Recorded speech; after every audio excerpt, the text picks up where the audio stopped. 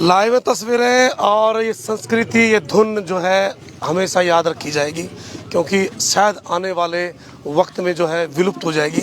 और पूरी जो टीम है वो हमारे साथ है, और बलवान नाथ टीम जो टीम है वो हमारे साथ है। इनका नंबर मैं एक बार बता दूं, 96 719 और 30 400। एक बार पूरा मैं एक बार फिर रामदिया जी से बात करूँगा, पहले भाई से पूरा टीम के बारे में पूछेंगे। सर नमस्कार जी, मेरा नाम बलवान नाथ है जी। मैं गांव वजीरपुर टिटाने से हूँ और हरियाणा पानीपत से बिलोंग करता हूँ। जो हमारी ये संस्कृति है जी, ये बहुत पुरानी है, बीन और सपेरे की जी। हमारे गुरु कानिपा नाथ है जी, तब से ये परंपरा चली आ रही है जी। आजकल हमारी ये संस्कृति बिल्कुल लुप्त होती जा रही है। हमारे जैसे बच्चों को जी आगे कोई प्रोग्राम या कोई मान्यता जैसे आगे बिल्कुल बंद होती जा रही है ये परंपरा। हम चाहते हैं जी सरकार से, कहीं ना कहीं रोजगार की भी समस्या आ रही है। हाँ जी, रोजगार की बिल्कुल समस्या है जी। हमारे को कोई रोजी नहीं है, इसके अलावा कोई कामकाज है नहीं है जी, बिल्कुल भी। हम चाहते हैं जी, जैसे हमारे पहले सांप अलाउड थे दिखाने, गाँव में घर घर जाके अपना बीन और सांप का खेल दिखाते थे, उससे हमारी रोजी रोटी चलती थी जी। आजकल क्या है जी, ये बिल्कुल हमारा बैन कर दिया गया सांप वगैरह जी हमारे दिखाने, तब से ये परंपरा हमारी बिल्कुल लुप्त होने के कगार पर है जी। हम चाहते हैं सरकार से हमारे आने वाले जो भी बच्चे हैं, ये सांप एक सपेरे को एक सांप जरूर दिया जाए जी। तो एक बार कर दें अगला शुरू रामदेव जी, क्योंकि लोग देख रहे हैं, तो अगली बार आपसे बात करेंगे। चलो जी।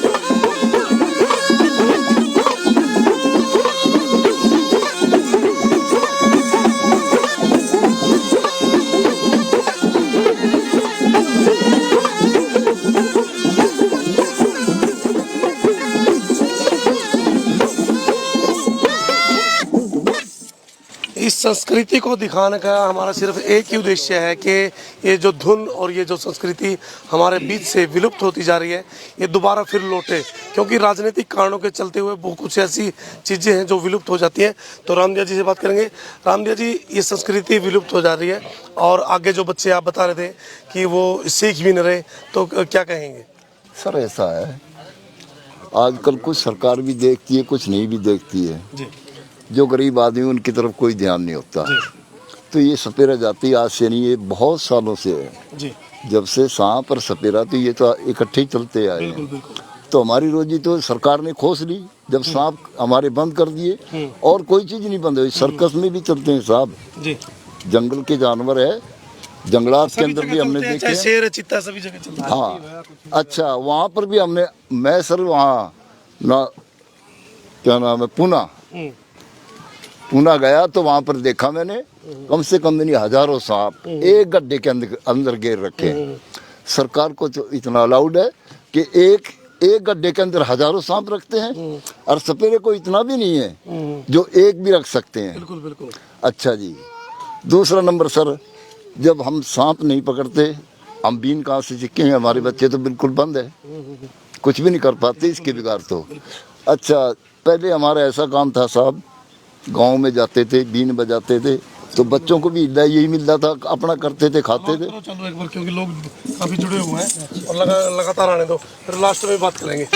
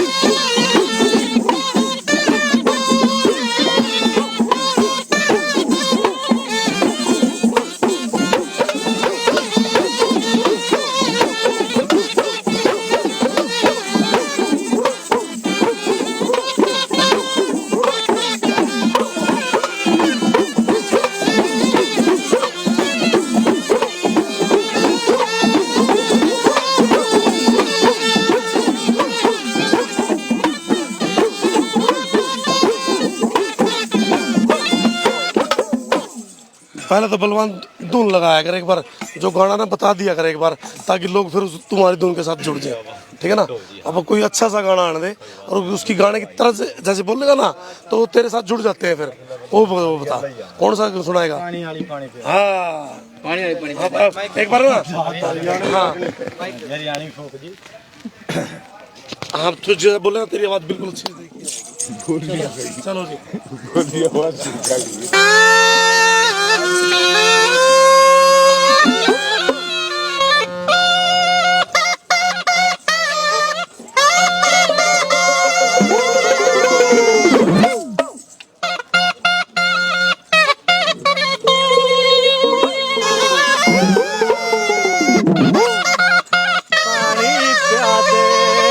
आके डोल खड़ी होगी के कुएं का नीर सफर गया आके डोल खड़ी होगी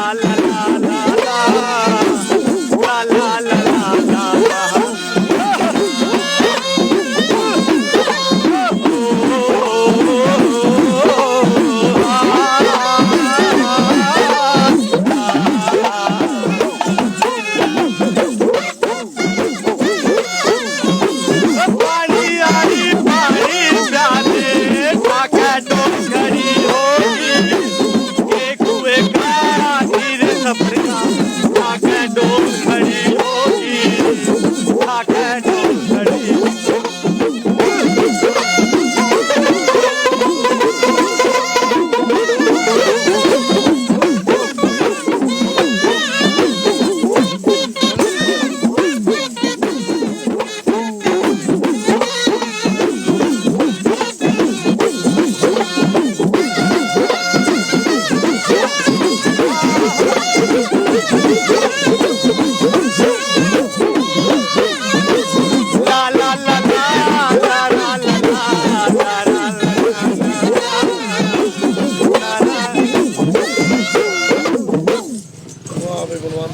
एक और सुना दे बढ़िया सा। नहीं जी बिल्कुल नहीं।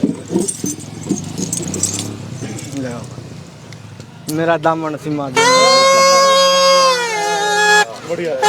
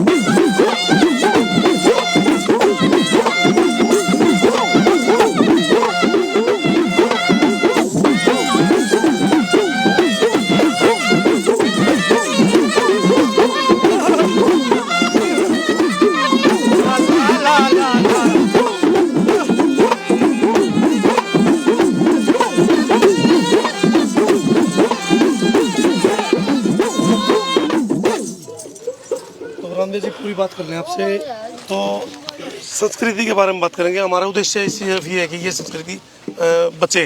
तो आप किस तरीके से सोचते हैं और किस तरीके से सरकार हम सरकार ये सोचते हैं कि जो बीन बजाने वाला है 5 बच्चे उसके जिम्मे जरूर लगाए जाए और साल 2 साल उनको सिखाया जाए, तो सरकार को उनकी भी तनख्वाह थोड़ी बहुत देनी चाहिए।